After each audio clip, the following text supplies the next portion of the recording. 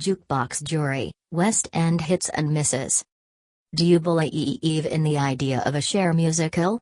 You'd better, because the story of her life is heading to Broadway next year. The show will preview in Chicago next spring before transferring to New York. My life as a musical on Broadway. It seems crazy, exciting and bizarre, but that's probably how my life seems to most people, said the diva. And for those of us on this side of the Atlantic, a Tina Turner musical is also heading to London in 2018. For now, let's look at some other jukebox musicals and how they've fared. Jersey Boys. Jersey Boys in Hyde Park.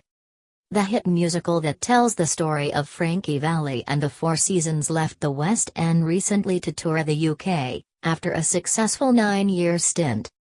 First seen in New York in 2005, Jersey Boys charts the history of Valli's chart-topping group and features classic tracks such as Walk Like a Man and Big Girls Don't Cry. Time Out London's theatre critic, Andrei Lakovsky says, there are lots of complicated reasons for the success or failure of a jukebox musical, but there's one very simple one, which is that if the artist has had enough hits, you'll probably have a hit. Mamma Mia didn't get such bad reviews and Jersey Boys actually got pretty good reviews, but I think the same thing goes, they're based on the works of globally successful singles bands whose songs are still very famous.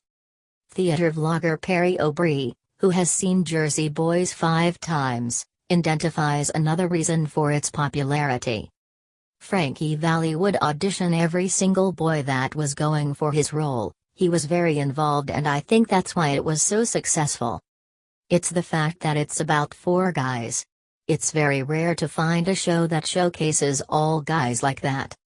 It made my dad go to the theater, he took his mates, and my dad doesn't do the theater, it's not his thing. But from then on he was hooked. Mamma Mia. Mamma Mia. Image copyright Getty Images. The hugely popular Mamma Mia musical, which was turned into an equally successful Hollywood movie, is a theatrical juggernaut. It's still running in the West End, where it debuted in 1999, and is also currently touring around the UK. So what's the appeal? ABBA are like legends in Europe, which is why it's done well over here, explains Perry. Andrij points out that ABBA Gold, the band's huge hits album, has sold 29 million copies. But it's the story as well. In America, they like Mamma Mia. Because the story is all about holidaying and being happy, so in midwinter you can go to a Broadway show and feel like you're abroad. It's escapism, says Perry. Plus, the music is catchy. Never a truer word spoken. We will rock you. We will rock you. Image copyright Getty Images. Image caption. We Will Rock You was a hit despite receiving some poor reviews. The hit musical, based on the songs of Queen and written by Ben Elton, closed in 2014 after a 12-year run in the West End. Critics were never kind to the £6 million production, in particular its story, set in a dystopian future where music is banned. When it opened in 2002, The Guardian said the plot really is as sixth form as it sounds. But that didn't stop it being seen by more than 16 million people across 28 countries. We Will Rock You had terrible reviews, mostly because critics didn't like Ben Elton's book, that it was based on, but at the end of the day people love Queen. The audience contained very large numbers of tourists who couldn't care less about the story, they just loved the songs, explains Andre. It's actually one of Perry's favorites. It was very futuristic, ahead of its time, he said. It was more than just a jukebox musical because of the memory of Freddie Mercury. The really special thing about it was that on the odd Saturday night, Brian May would just rock up, run on stage and play. Having someone so behind it from the original band, that's what makes it such a successful thing. Rock of Ages. Rock of Ages image copyright Getty Images. Lovers of 80s rock, we know who you are, and if you were a fan of anthems such as Don't Stop Believin', We Built This City and I Want to Know What Love Is, this was the musical for you.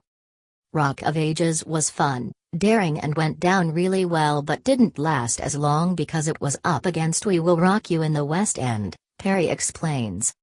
It was massive in America, where it was on Broadway. Journey are much bigger in the US, he explains. The musical received mixed reviews when it opened in London back in 2011, with The Telegraph's Charles Spencer describing it as unpleasant, a pile of theatrical poo as it has ever been my misfortune to tread in. But The Independent's Pierre Peroni gave it 4 stars, calling it a feel-good musical that is hard to fault.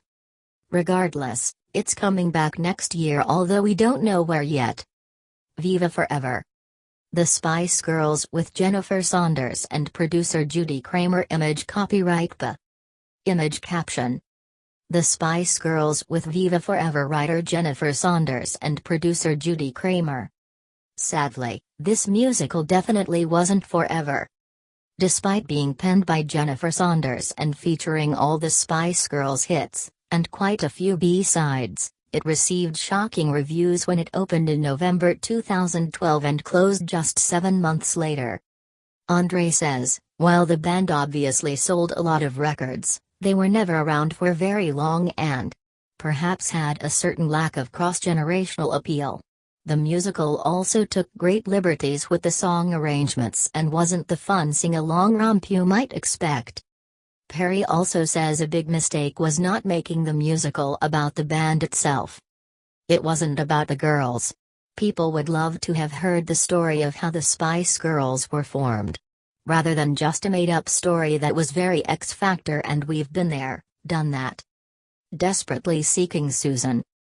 Blondie's Debbie Harry. Oh dear, this pop musical didn't last long. Just 1 month in fact, back in 2007. So what went wrong? It was an adaptation of the Madonna film, featuring the songs of Blondie, explains Andre. Not only was it a muddled idea that probably tripped over itself, but the fact is that Blondie were just not in the sales league of the others. If it had been a Madonna musical, it would probably have been a roaring success.